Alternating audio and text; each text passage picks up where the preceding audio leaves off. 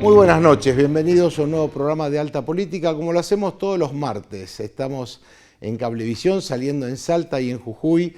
La verdad que una semana decíamos con el equipo de producción que no sabíamos por dónde empezar, tanta noticia, el debate presidencial, que para muchos es un hecho inédito porque a partir del debate uno puede empezar a inferir o no algunas conclusiones y algunos dicen que no modifica, en este caso, la elección que cada ciudadano hizo al momento de las PASO.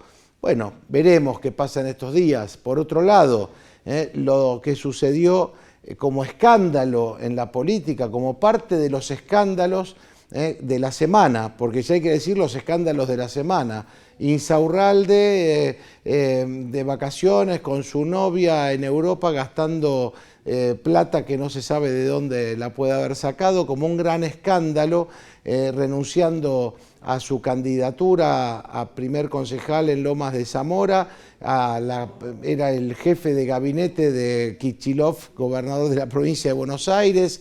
En el medio de esto, las contrataciones de Batakis en el Banco Nación, la tarjeta Banelco de chocolate y lo que pasó en la provincia de Buenos Aires, bueno, entre otras cosas, y entre otras cosas la jueza Figueroa, que con 75 años la justicia la jubila, y Cristina hace una sesión especial, pide quórum por un voto para volver a tener un pliego de una jueza que le da impunidad en la causa Los Sauce y Otesur. Bueno, todo esto es lo que vive la Argentina de la pobreza, de la inseguridad, previo a una elección donde vamos a elegir presidente. Una oferta electoral, decíamos, muy triste, porque nadie va enamorado a elegir el día 22.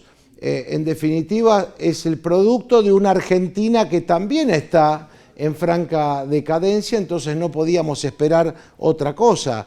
¿Aplica o no el mal menor en esto? Bueno, vamos a preguntarle a los invitados de hoy si aplica o no el mal menor. Si, como dicen algunos, no me convence ninguno, entonces no voy a votar o voto en blanco. Otros que dicen, no, yo justifico mi voto, porque por lo menos me plantea algo nuevo, esto es el cambio, esto no cambia nada, pero me da más tranquilidad. Son las distintas perspectivas que tienen hoy los ciudadanos frente a una elección que obviamente es la más importante en este contexto, en esta cultura política de la Argentina, insisto, de más del 40% de pobreza, 10% de indigencia, inseguridad, inflación que supera el 120%, un dólar de 800, no hablemos de crédito, hablemos justamente de lo que hoy vive la Argentina, inclusive el Banco Central actual con las LELIQs y lo que debe internamente la Argentina. En ese contexto vamos a ir a elecciones. Y para esto, hoy en el primer bloque va a estar el doctor Alejandro Saravia. Le vamos a preguntar cómo en esta situación de la doctora Figueroa, que fue jubilada en la justicia y nuevamente impuesta por Cristina Kirchner en su pliego para que la vuelvan a incorporar, cómo se soluciona un tema de esta envergadura, cómo es si se embarra la cancha, si es para tener más plazo, Cristina, para tener más impunidad, bueno, en definitiva, o para estirar los plazos de la impunidad, no sabemos, pero la realidad es que en el medio diríamos, de este tiempo electoral aparece también esta situación. Vamos a tener otro bloque con el doctor Gustavo Barbarán. Vamos a hablar también un poquito de geopolítica, en qué contexto está hoy la Argentina, y quién mejor que él, que además de ser un abogado que escribe y es especialista también en Derecho Constitucional, para hablar de geopolítica. Y le vamos a preguntar también su opinión respecto del momento que vive la Argentina. Y vamos a tener un tercer bloque con Daniel Romero, uno de los mejores consultores que hay en Salta hoy, para analizar aquí, desde lo local, qué dejó el debate presidencial. De esto y mucho más en esta hora de Alta Política.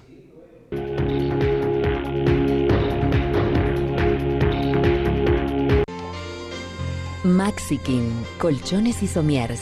Sus placas de espuma de poliuretano y sus estructuras de resortes de acero garantizan durabilidad y confort, porque absorben los movimientos y brindan un descanso pleno sin interrupciones y sin igual.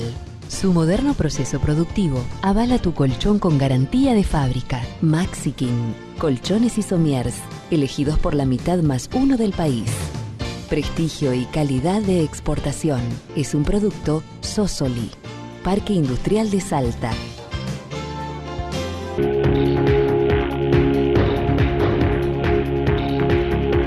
Muchas gracias por nuestros sponsors y ahora sí saludo a nuestro primer invitado de esta noche, al doctor Alejandro Sarabia. Alejandro, buenas noches, gracias por estar aquí. Hola Andrés, no, al contrario.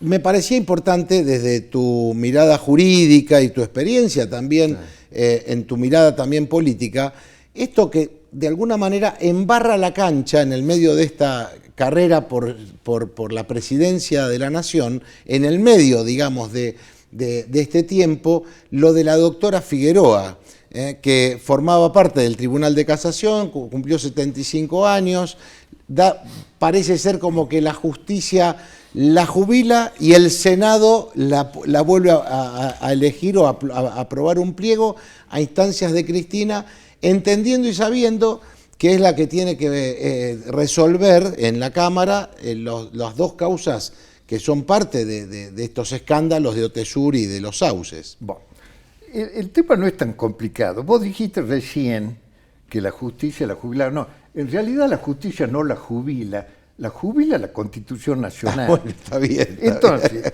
la Corte de Justicia saca una acordada. Sí. Y la acordada es un acto administrativo, no es un acto judicial. Ajá.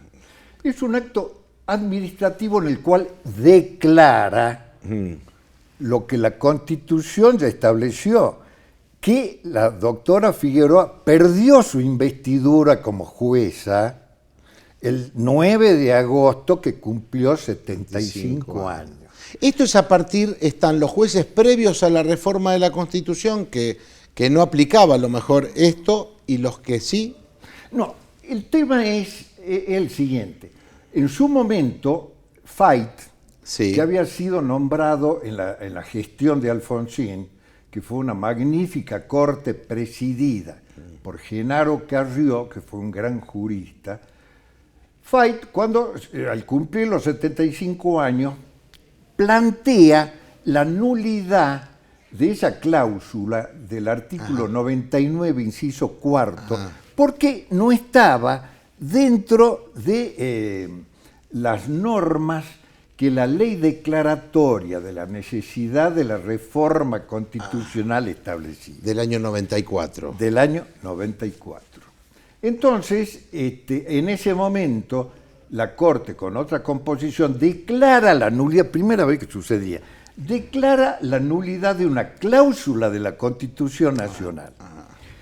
Posteriormente, con otra composición, la Corte, en el caso que es llamado Schifrin, el juez Leopoldo Schifrin, declara la validez diciendo que en realidad el tratamiento de esa cuestión sí estaba implícito en la cuestión que había sido declarada de necesidad constitucional.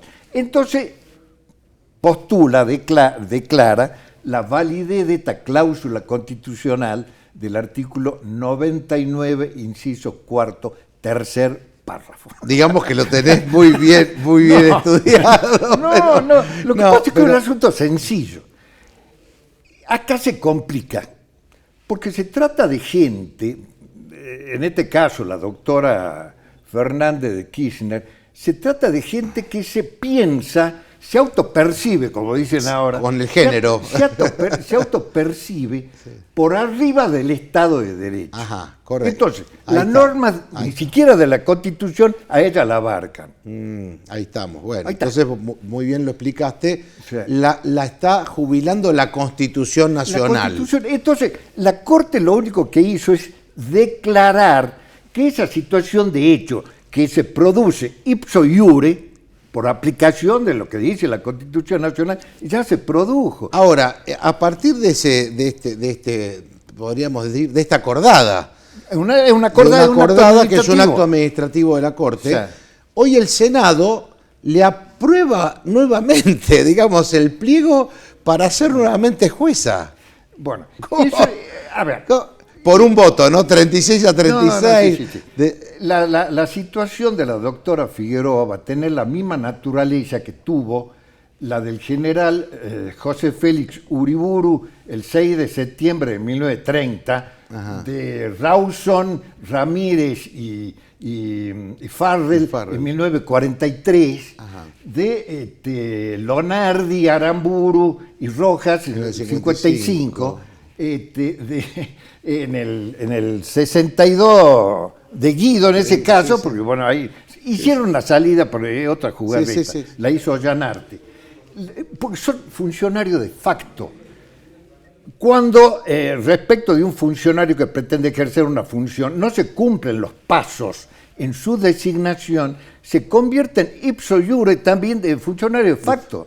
Entonces lo que va a suceder con la doctora Figueroa, que nadie le va a dar bola. Entonces no va a haber un conflicto de poder. Está bien. No va a haber un conflicto de poder. No hay un conflicto de poder, porque es una aplicación lisa y llana vertical de la Constitución. La Corte lo único que dijo, declaró la vigencia de la Constitución y que en función de la aplicación de esa norma de la Constitución, la doctora Figueroa dejó de ser jueza. Dejó de ser jueza. Pero no es por la Corte, es por la Constitución. Ahora, lo que uno podría, digamos, inferir después de todo esto es cómo un tema netamente administrativo / judicial, donde interviene la Corte, un poder del Estado, a instancias de, en este caso, la vicepresidente de la Nación, por una cuestión de necesidad de ella, dice, voy y llevo el pliego. Parece como embarrando la cancha, ¿no? Las sensaciones de embarrar la cancha. Mira, Andrés, todo el gobierno de Alberto Fernández tiene como única explicación que todo fue un acto de defensa en las causas penales que tiene la doctora Fernández. Claro. Tremendo, ¿no? Porque un país a expensas, en lugar de estar pensando en el desarrollo, en el crecimiento... No. Todo funcionó acorde a ese propósito. Nada más. Es darle impunidad a lo que pasó con la historia de este matrimonio. Porque por cuestiones psicológicas o lo que fuese, formativa, la mujer se percibe por arriba del Estado de Derecho. Estado de Derecho. Sí. Nombraste a alguien, antes de ir a otro tema, que yo respeto mucho porque Julio Ollanarte debe haber sido uno de los juristas, digamos, más brillantes. Tiene un libro que era Poder y Cambio Estructural en la República Argentina. Un librito chiquito, un librito chiquito, pero de una envergadura intelectual muy grande. Por eso me recordé de eso. Un gran juez. ¿Y qué le hizo? A ver, cuando le hacen el golpe a Frondizi, que ahora lo va a tener a Gustavo Barbarán, que es frondicista, cuando le hacen el golpe a Frondizi, Frondizi hace una... Ollanarte hace una triquiñuela para evitar que jure el general que pretendía, y lo hizo jurar antes a Guido. A Guido. El varón del Río Negro, porque era el Río Negro. Aprovecho, Alejandro, para preguntarte, en estas instancias, más allá que explicaste muy bien lo de la jueza Figueroa, y lo agradezco, ¿qué mirás respecto de este momento que vive la Argentina con tantos casos de corrupción? Una oferta electoral que yo digo que es producto de una Argentina muy en decadencia, con lo cual era difícil tener quizá candidatos de mejor envergadura. ¿Cómo lo estás viviendo este proceso, después de muchos años también de experiencia en la justicia? Bajo superficie, yo creo que lo que falló, paradójicamente, en función de lo que estamos hablando, lo que falló a partir de 1930 en nuestro sistema institucional fue el Poder Judicial, que comenzó a fallar en 1930 cuando lo reconocen al golpe de nuestro coterráneo, el salteño José Félix Uriburu, y lo reconoce por vía de una acordada. Mirá vos, una acordada. Bueno, entonces yo creo que si nosotros tuviésemos un poder judicial eficiente, ninguno de este tipo de cosas se hubiese producido. ¿Quién encarajinó el Poder Judicial? Fue Menem cuando duplicó los jueces federales de Comodoro Pi. Porque eran 6 y eran 6 buenos jueces.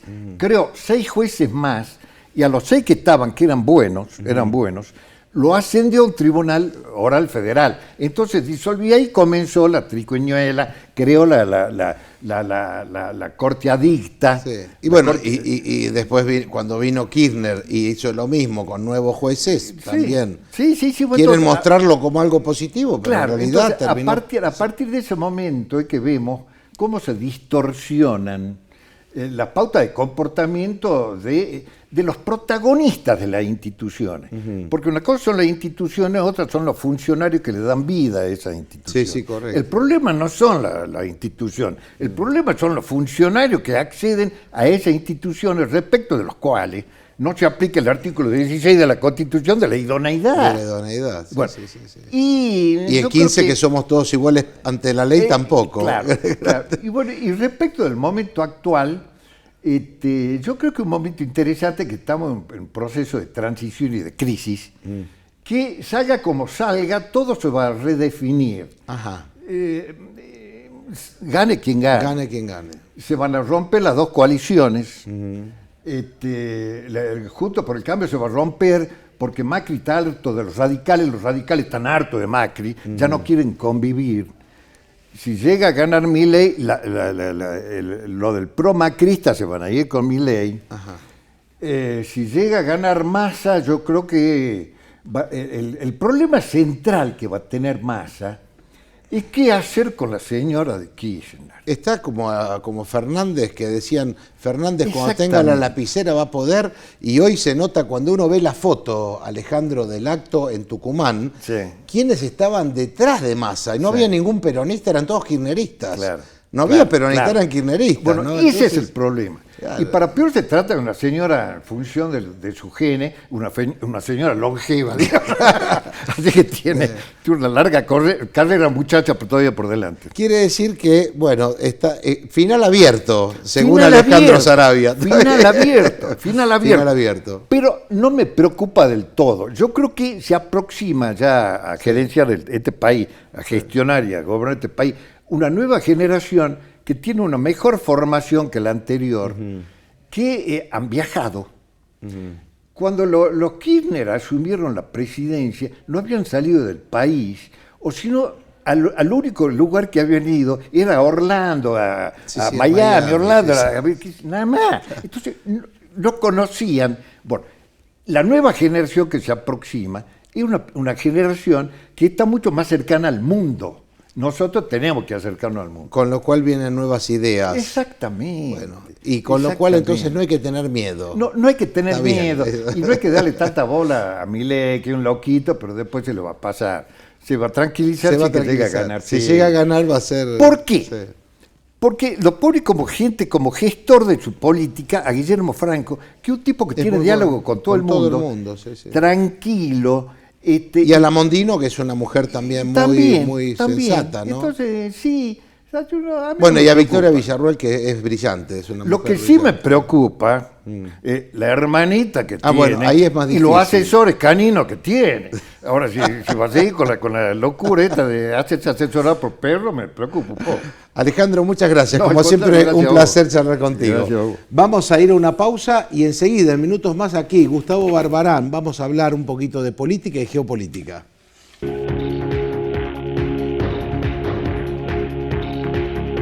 ¿Tenés que hacer algún trámite? ¿Necesitas asesoramiento para resolver algún problema de familia o vecinal? ¿Sufriste un siniestro vial? ¿Estás atravesando alguna situación de violencia de género? En el Consejo Deliberante encontrás asesoramiento gratuito para acompañarte. Conoce más ingresando a nuestra web cdsalta.gov.ar. Consejo Deliberante de la Ciudad de Salta. Un consejo más cerca tuyo.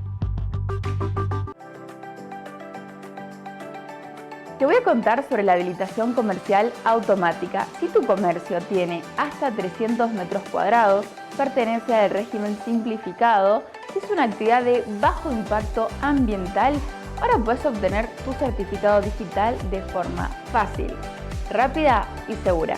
Recordá que todos los documentos digitalizados que presentes tendrán que estar en formato PDF o JPG. Tu habilitación comercial automática tendrá una vigencia de 4 años.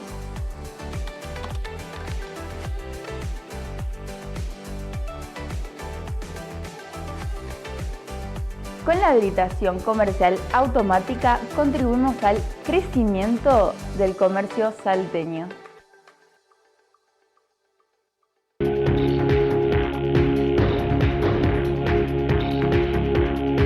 Y continuamos con más Alta Política y ahora sí vamos a saludar al doctor Gustavo Barbarán. Gustavo, muy buenas noches, gracias por estar aquí. No, al contrario, Andrés, el agradecido soy yo. Me parecía importante en qué contexto, digamos, estamos llegando a la elección del 22, más allá de los escándalos de corrupción que hemos visto en estas horas, de toda la haya, ¿no? De las situaciones esta, como acaba de explicar muy bien el doctor Alejandro Saravia, respecto de una jueza que se jubila y Cristina dice la quiero en la Cámara. Son una serie de circunstancias que rodean el hecho político. Pero no hay que, yo coincido con Alejandro, no hay que tomarlo a la tremenda. Ajá. Es lo peor que podemos hacer. Muchos dicen que el debate hace una cosa aburrida, que querían, es una cosa futbolera, un River Boca. Y la verdad que a mí me hubiera fastidiado mucho que sucediera lo del debate de los vicepresidentes, que fue lleno de chicanas y golpes bajos.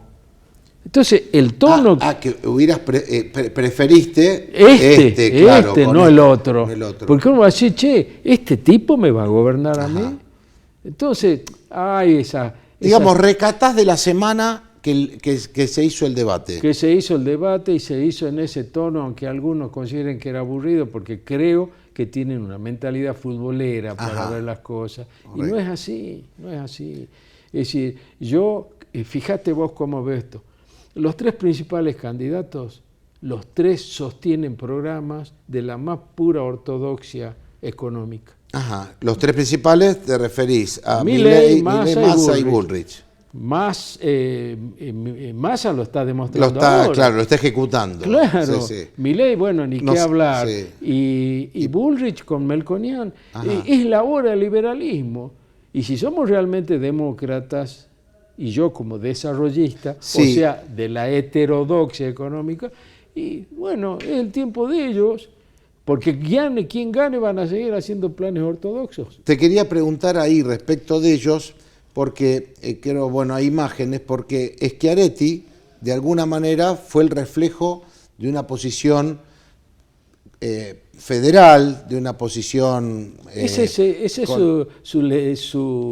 sus consignas de campaña son esas, porque hacemos por nuestro país, que en Salta es hacemos por Salta, lista 36. Te iba a decir, se sigue en carrera con hemos logrado el piso. Ajá. El tema es que es un conglomerado de partidos provinciales, como que yo entro allí. Vos sos candidato al Parlasur en esa lista. Por el Partido Autonomista. Correcto. Correntino. Pero llevando a Schiaretti de candidato a presidente. Entonces ha sido el único que, obviamente que en 45 minutos no podés decir mucho, pero apuntarle al corazón del problema, que es el AMBA, la provincia de Buenos Aires, porque... Ahí, entre esos dos distritos, es decir, la Cava y la provincia de Buenos Aires, tener el 40% del electorado nacional. Te quiero preguntar por eso, porque uno dice, somos un país federal, pero 24 distritos, con la ciudad de Buenos Aires incluida, dependemos de dos, digamos, de la provincia de Buenos Aires, aunque la ciudad de Buenos Aires... Y si querés, Córdoba como segundo. No, pero digo, yo eso lo tengo escrito y publicado, Andrés. ¿Cómo puede ser que hemos perdido las provincias? Porque esto fue el producto del pacto de Menem y Alfonsín. Es decir, se perdió el colegio electoral, que era una herramienta política formidable. Pero además de se perdió el Senado. Claro, la provincia de Buenos Aires, la Cava, hay que sumarle Santa Fe, Córdoba y Mendoza. Te iba a decir, bueno, Santa Fe, Córdoba y Mendoza, que son los distritos que definen las elecciones. Yo ahí puedo tener alguna pequeña divergencia con Schiaretti, en el sentido de que de última Córdoba está en la franja rica de la Argentina. Claro. Pero dependemos, el resto de las provincias, en el caso de Salta no somos creo que ni más del 2,2% del 3,5% del electorado. El 3,5% ahora, en esta última Y eso elección. que la hemos superado a Entre Ríos en habitantes.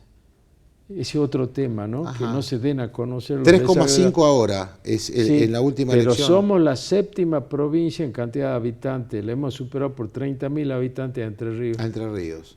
Y sin embargo, Salta, digamos, siendo la séptima... no está considerada.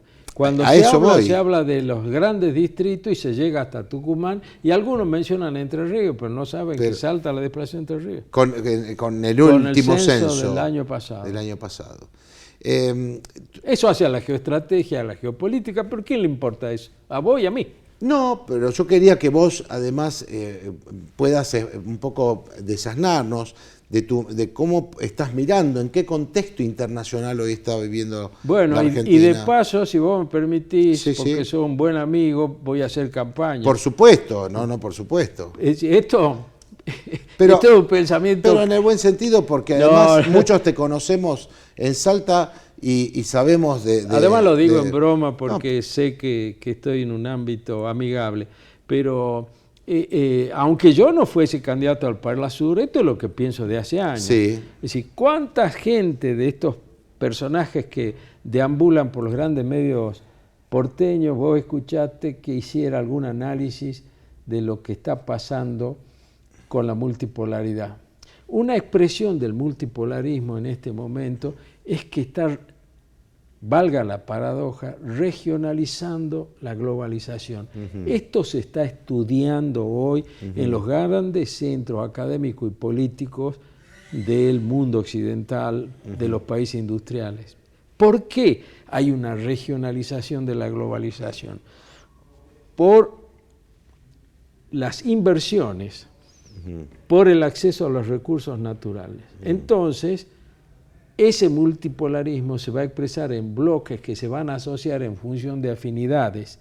Y esas afinidades van a seguir siendo geográficas, idiomáticas, culturales, etc. Bueno, acá necesito preguntarte, porque uno puede pensar en una política multilateral con países de la región o no de la región, pero yo tengo a veces la impresión de que el globalismo, muchas veces el globalismo y quienes detentan el poder financiero de esos sectores, muchas veces van en contra de algunas... Ojo, que hay que distinguir globalismo de globalización. No, por eso yo lo que digo es el globalismo, no la globalización. Digo, políticas globalistas me refiero a aquellas que van en detrimento de nuestras identidades culturales, nacionales. Y por eso el multipolarismo es una reacción al globalismo.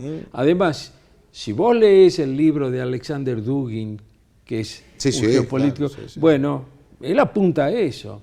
Claro. Él apunta a eso, es decir, el globalismo lector del general Perón, además. ¿Ah? Dugin, además lector del general Perón. Claro.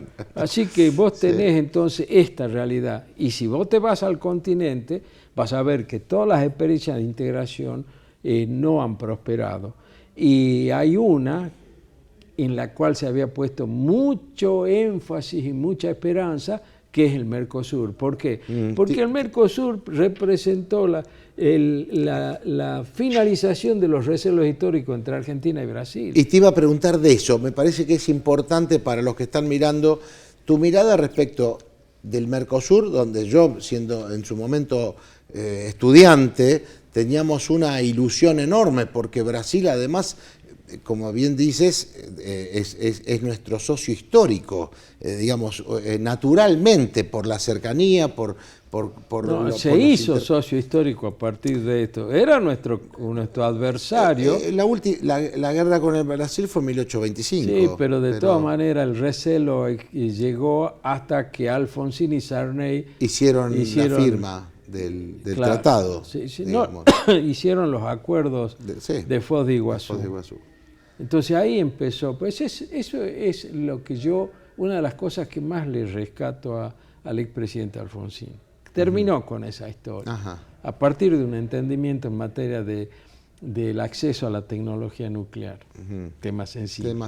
Entonces, Alberto Metol Ferré, que vos sabés muy bien quién fue, él tenía una gran ilusión por el Mercosur, porque él decía, bueno, el Mercosur va a significar,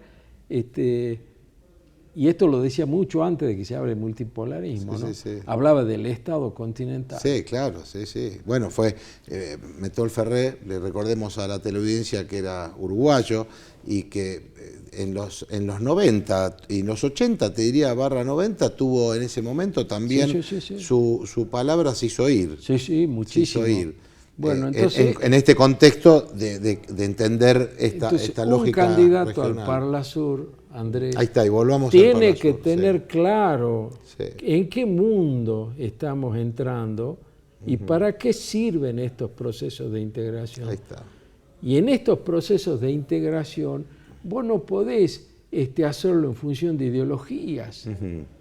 Si no, justamente estamos pensando en estos intereses que tienen que ver con la economía, que tienen que ver con la cultura, que tienen que ver con el desarrollo de la región en general. Y ahí se entra a debatir, por ejemplo, lo del BRICS. Armemos lo nuestro. Después vemos qué hacemos con el BRICS. Te cambio de tema y obviamente ya saben que el doctor Gustavo Barbarán es candidato al Parlasur en la lista 35. 36. En la lista 36 que lleva a Schiaretti de candidato a presidente.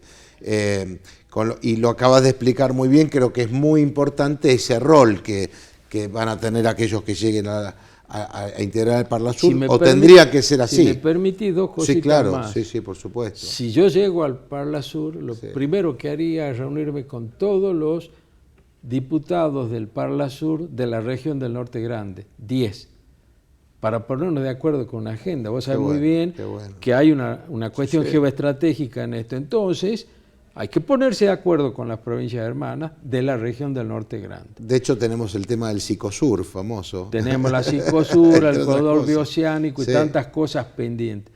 Y después, exigir que la Cancillería haga una especie de coordinación de los 47 parlamentarios que provee la Argentina. Darle vida a esta institución que se creó y que no tiene por qué ser un... además te aseguro que un legislador del Parlasur trabaja, legislador, un representante del Parlasur tiene más trabajo que un diputado o un senador nacional, Si se lo tomara realmente si se lo toma en serio y en función de esa mentalidad regionalista, que no tenemos esa cultura. Me quedó muy claro, espero que a vos del otro lado también, me parece importantísimo, cuando vayas a votar el 22, también hay una parte de la boleta que dice representante al Parlasur. Bueno, acabas de escuchar uno de los candidatos, en este caso el doctor Gustavo Barbarán, la lista 36, y por lo menos nos desasnó y fuimos aprendiendo un poco qué es lo que se pretende desde el diálogo y la discusión así. Te cambio de tema y aprovecho para preguntarte, como lo hice recién con el doctor Alejandro Saravia, ¿cómo estás viviendo este momento? Un momento histórico, quedan apenas 20 días para que elijamos nada más y nada menos que presidente de la Nación, en un contexto de corrupción, de inflación, de pobreza, de atraso, de violencia. Es decir, en ese contexto los argentinos vamos a votar. ¿Qué diferencia hay este año con el año anterior?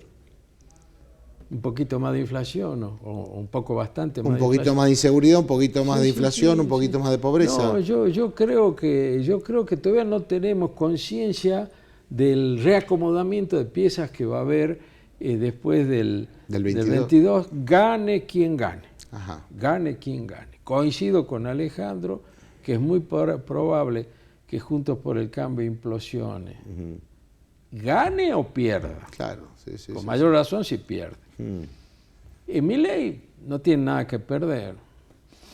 ¿Cómo lo analizás al fenómeno Milei? Ya lo vamos a ver también en el otro bloque con Daniel Romero, pero porque, digamos, cuando fue la PASO, las encuestadoras ninguna pegó y acertó, digamos, en el número, y irrumpe como un outsider, casi podríamos decir, de la política, cataliza el cambio que Juntos por el Cambio pensaba históricamente que iba a ser y evidentemente no lo logró.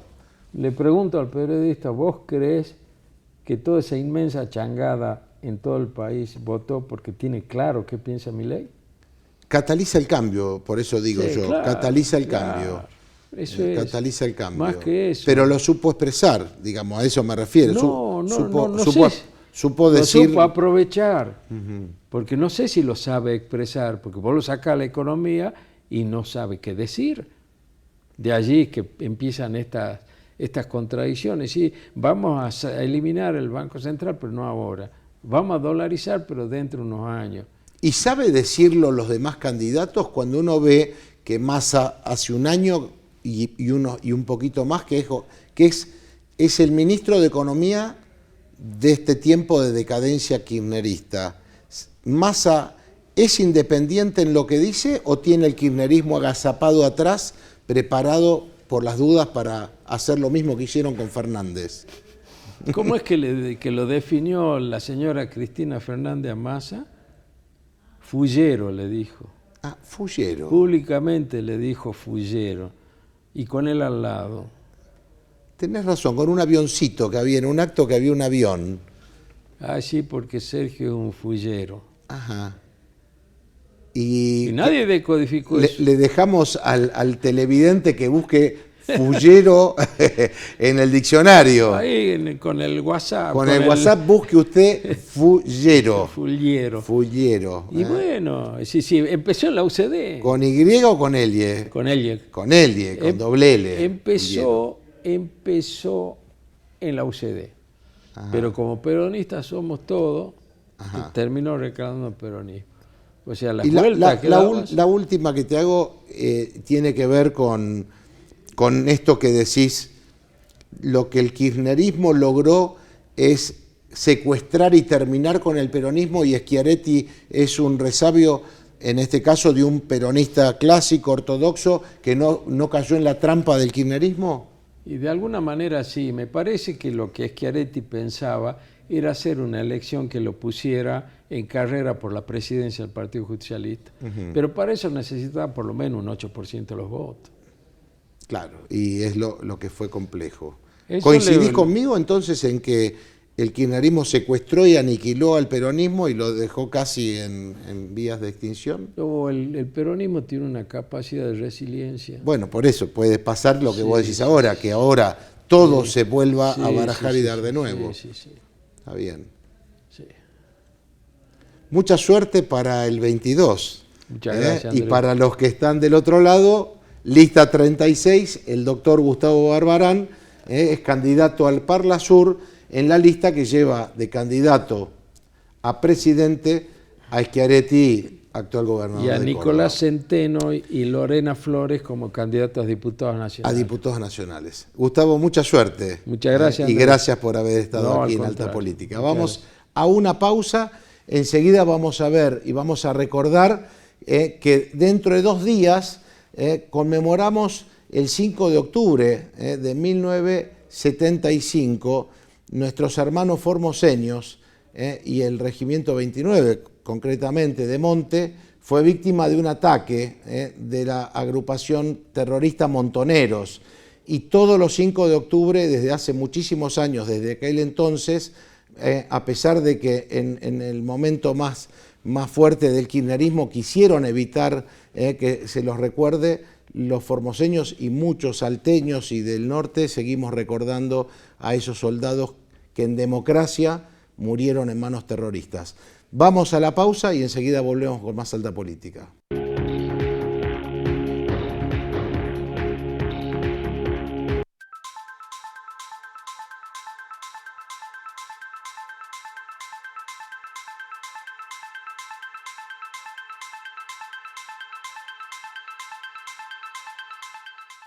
¿Tenés que hacer algún trámite? ¿Necesitas asesoramiento para resolver algún problema de familia o vecinal? ¿Sufriste un siniestro vial? ¿Estás atravesando alguna situación de violencia de género? En el Consejo Deliberante encontrás asesoramiento gratuito para acompañarte. Conoce más ingresando a nuestra web cdsalta.gov.ar. Consejo Deliberante de la Ciudad de Salta. Un consejo más cerca tuyo.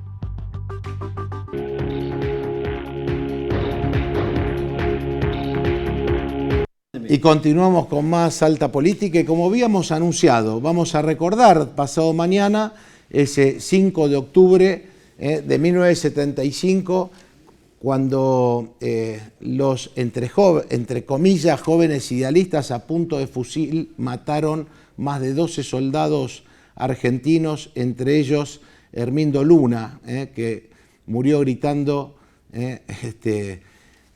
y con un grito de patriota, aquí no se rinde nadie. Señor director, por favor.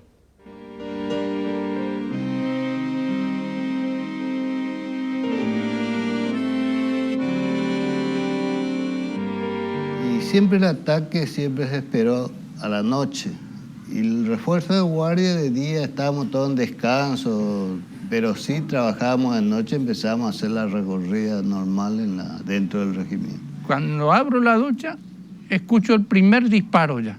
Lo primero que se me cruza por la mente fue, ¿será que nos atacan como atacaron el batallón logístico de Rosario? Y lo que más me impresionó fue uno que con una sonrisa nos saludó y muy rápidamente ya se bajaron frente a la compañía de comando. En ese interín todo fue tan rápido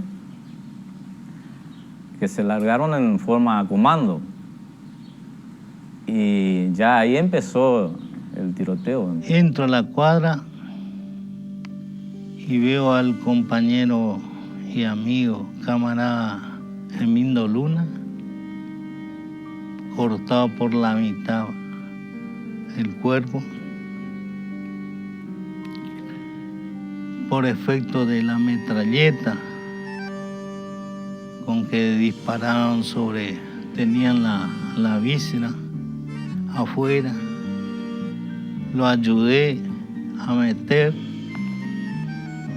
y con la mano le puse para que pudiera apretar y no saliera afuera. Pero estaba vivo, pero eran los últimos instantes de vida. Si alguien con un arma te dice, quédate quieto, no es contigo la joda. Y si realmente ellos querían demostrar el poderío que decían que era su intención en llevarse la arma, ¿por qué matan? ¿Por qué mataron? En los 38 años que estoy, ni siquiera alguien se vino a disculpar para decirme, ya morí, digo, con vos no era la lucha.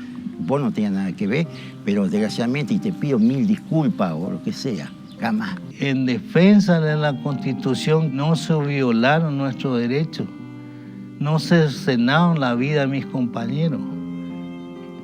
Eso no vale, porque cada madre de esos incorporados al Regimiento de Infantería Monte 29 lo entregaron con orgullo a sus hijos al regimiento. Y después le devuelven en un ataúd. La pérdida de mi hijo era muy grande para nosotros. Su papá casi se volvió loco. Cuando pasó esa desgracia era terrible, terrible. Estábamos todos locos. A nosotros nos dijeron que ellos eran idealistas, pero ellos no entraron con un libro bajo el brazo.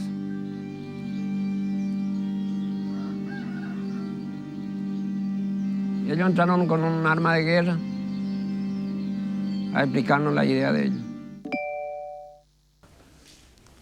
Bueno, un pequeño recuerdo de los valientes de Formosa, y quiero recordar a Sandro Rojas Filártiga, que hizo la película Los Valientes de Formosa, y aquí en Salta, la Escuelita de Manchalá. De alguna manera estamos hermanados, salteños y formoseños. En el caso de nuestros queridos héroes de Manchalá, fueron atacados por el ERP el 28 de mayo de 1975, y en el caso de los Valientes de Formosa, ese 5 de octubre de 1975, montoneros a punta de fusil, matando 12 soldados, 2 suboficiales, un oficial, Macaferro, y un policía de la provincia de Formosa.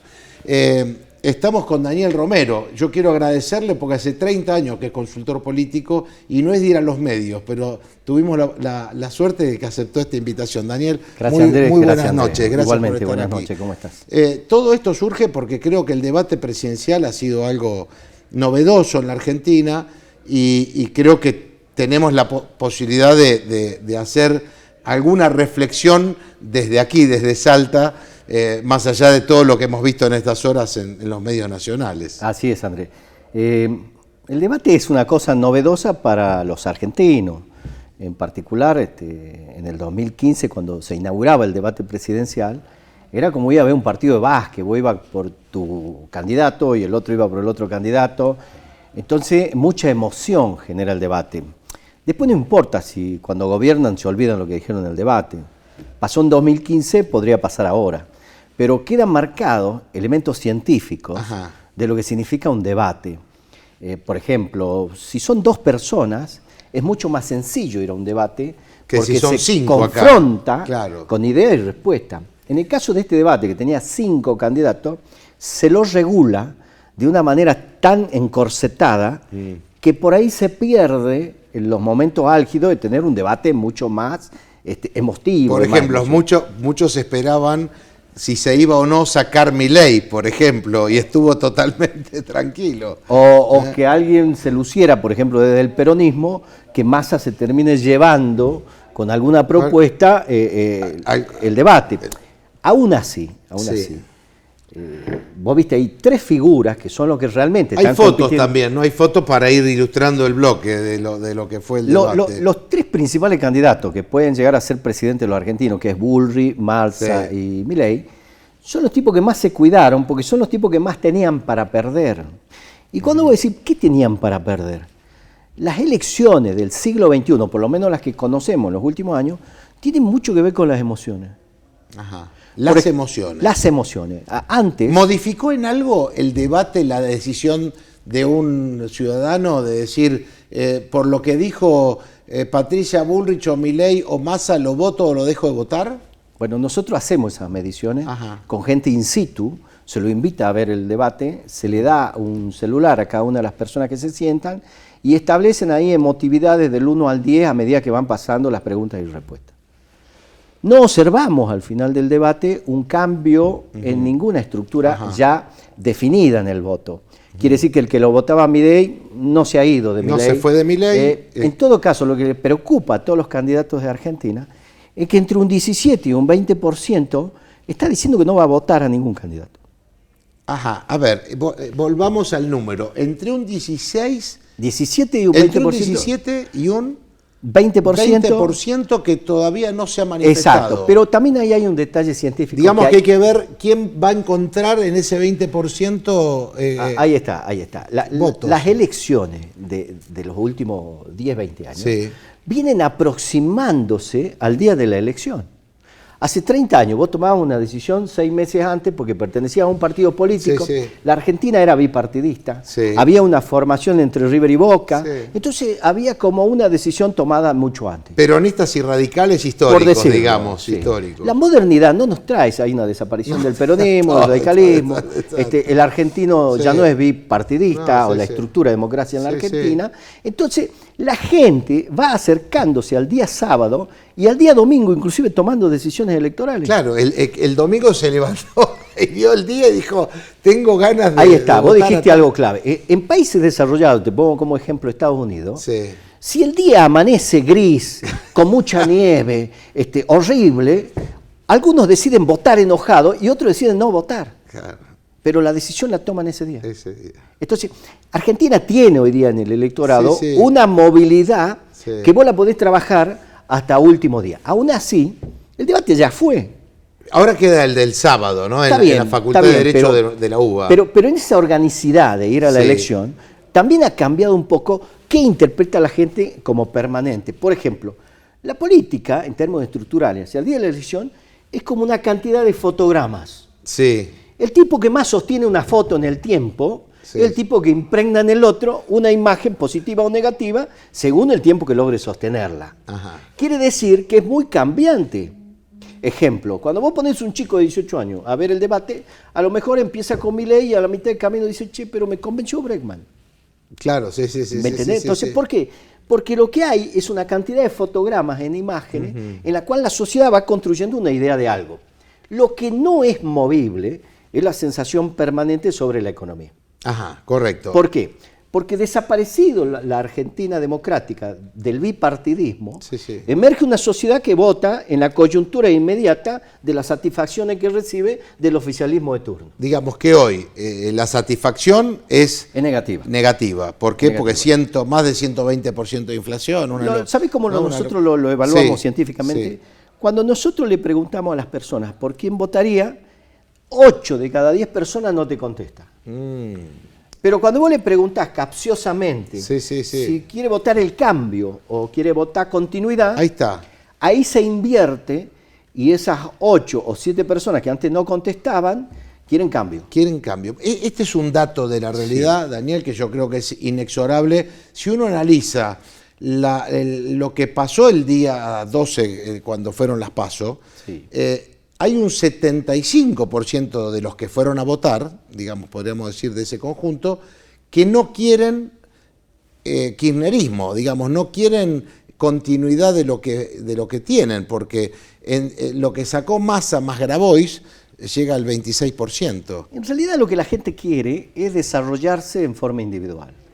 La gente cuando no se refleja lo que gana en su desarrollo personal, que hablemos exclusivamente de salario. Dije por el cambio, ¿no? Me referí por el cambio. Pero el cambio es eso. La gente, a ver, te pongo un ejemplo. En el año 2015 ganaba Macri cómodamente en víspera del cambio. En el año 2017 la sociedad argentina se lo respeta con esperanza al cambio y vuelve a votar. En el 2019 percibe que no hay en el bolsillo una manifestación de lo que refiere a la esperanza y te vota en contra. Con Alberto hicieron exactamente lo mismo. Votaron a la esperanza, a medida que la esperanza no se materializa. O sea que el voto es mucho menos complejo. Es como si dice, la víscera más sensible es el bolsillo. Las personas que están involucradas en la política son los que le dan el matiz del análisis partidario.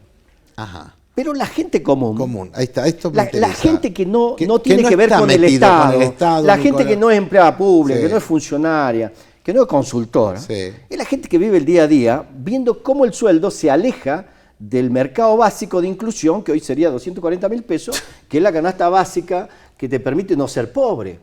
Entonces cuando vos empezás a flotar abajo y encima te meten una inflación que desaparece el 30-40% anualmente de tu salario, el voto tuyo se expresa en bronca a un sistema económico, no a un sistema partidario. Perfecto. Porque no hay formación en los chicos que votan a Milei, en un partido político liberal. Ni en Patricia tampoco, digamos casi. Pero tampoco lo hay en el peronismo. No. Pero los que hablan de peronismo hoy día surcan los 60 años. Pero te iba a decir, porque me queda un minuto, el kirchnerismo terminó aniquilando el peronismo y quedó Schiaretti como un resabio del peronismo ortodoxo. No, yo creo que el peronismo expresa muy bien su posición de extrema izquierda a extrema derecha y lo ha hecho en los últimos 30, 40 años de democracia. Y eligiendo de todo. Cuando lo elige a Menem, el peronismo, no elige que Menem destruya la columna vertebral del partido, que es el marco ideológico del partido peronista. Y hoy se fue a la izquierda. Cuando llega el kirchnerismo, no con Néstor Kirchner, pero con no con Néstor, porque Néstor Kirchner hace un gobierno de izquierda a derecha. Pero por eso, pero cuando llega Cristina radicaliza la posición. Radicaliza la posición. Y a su vez emerge un pseudo peronismo producto de ¿qué? De que Cristina toma medidas públicas de inclusión en donde muchos entendieron que era un Estado que los incluía. Eso mismo fue un colapso, porque el gasto público... ¿También está el populismo ahí adentro? No, yo creo que hay populismo de derecha y populismo de izquierda. Digo, entendiendo esto como una cuestión de que podemos imprimir y hacer plata para que el Estado crezca y nadie se está fijando que no. Ahí hay un límite. Hay un gobierno que viene imprimiendo, si te querés te puedo dar números. No, porque no tenemos tiempo, pero cortito. Pero viene imprimiendo y la gente no le está diciendo que sí. Entonces, la gente está buscando una medida conciliatoria con su propio desarrollo personal a un Estado que te lo tiene que dar. Cuando no encuentra esa reciprocidad, el electorado busca un cambio. Ahora, y termino con esto. Como está la paridad de los tres candidatos, el cambio está establecido en el que lo produzca. Ajá. Por lo tanto, el cambio se da en aquel que dice esto. Volvemos a lo de los fotogramas. Esto es el cambio, y el cambio... Por ejemplo, yo te escuché hace rato en un bloque anterior que hablaba sobre un ex intendente fotografiado escandalosamente, etcétera. Lo de Insaurralde concretamente. El tiempo que logren sostener la fotografía es el tiempo que va a incidir en el resultado. Algunos dicen, y con esto termino, que lo de Insaurralde, aunque es, digamos, lo de Chocolate, pero más Insaurralde, es el cajón de Herminio. Algunos dicen que es el cajón de Herminio. Pero científicamente y realmente es imposible cuantificarlo. Lo vas a cuantificar el día de la elección. ¿La gente quiere cambio? Sí, la gente quiere cambio. Sí. Daniel, muchas gracias. Como siempre, un placer charlar contigo. Y gracias por haber aceptado venir a Alta Política. Gracias. Vamos a despedirnos, como siempre lo hacemos, agradeciendo a la gente de Orán, Rosario de la Frontera, a todos los que nos mandan mensajes. Nos sirve mucho a todo el equipo de producción, saludar a nuestros hermanos formoseños.